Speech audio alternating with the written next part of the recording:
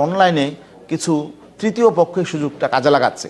তারা কেউ কেউ আমাদের পক্ষ হয়ে জামাতে ইসলামকে বিভিন্ন রকম কটাক্ষ করছে, আবার তৃতীয় পক্ষের কেউ কেউ জামাত হয়ে আমাদেরকে বিভিন্ন রকম সমালোচনা করছে, বিদ্বেষ ছড়াচ্ছে। যে যদি আমরা মনোনয়নপত্র সাবমিটের আগে আমরা একক ক্যান্ডিডেট সিলেক্ট করতে পারতাম, এটা ভালো হতো, সুন্দর হতো।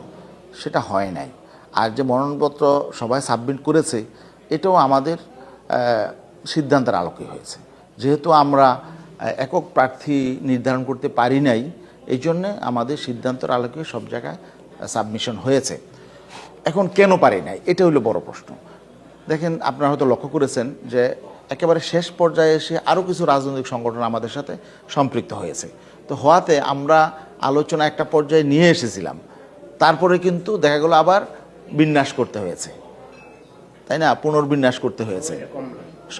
এই সময় কভার করা যায় নাই।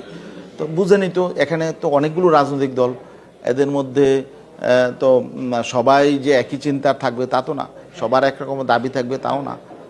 যে কারণে আসলে বাস্তব কারণেই আমরা এই সাবমিশনের আগে আমরা আসলে একক প্রার্থী নির্ধারণ করতে পারি নাই। আমাদের কর্মীদের প্রত্যাশা ছিল যে একজনই প্রার্থী এখানে হবে, তো যেহেতু হয় নাই, তো এই বিষয়টা নিয়ে নানা রকম ডালাপালা ছড়াচ্ছে।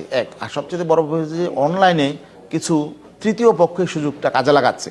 তারা কেউ কেউ আমাদের পক্ষ হয়ে জামাতে ইসলামকে বিভিন্ন রকম কটাক্ষ করছে, আবার তৃতীয় পক্ষের কেউ কেউ জামাত হয়ে আমাদেরকে বিভিন্ন রকম সমালোচনা করছে, বিদ্বেষ ছড়াচ্ছে। এটা আমরা রিয়েলাইজ করছি।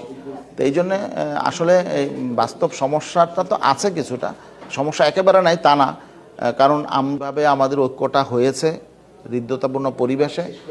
এটার একেবারে শেষ পর্যন্ত এটা মানে অব্যাহত থাকুক, এবং আমরা আরও কিছু পথ, আমরা তো চাবো যে ইসলামী শক্তি ঐক্যবদ্ধ থাকুক সব সময়ের জন্যই, তাই না? বিশেষ করে এই নির্বাচন নিয়ে মানুষের মধ্যে যে প্রত্যাশাটা তৈরি হয়েছে, এই আমাদের এই ইসলামী শক্তির, ঐক্যবদ্ধ শক্তির পক্ষে যে জাগরণ তৈরি হয়েছে, তো এটাকে তো আমরা ব্যাহত হতে দিতে পারি না।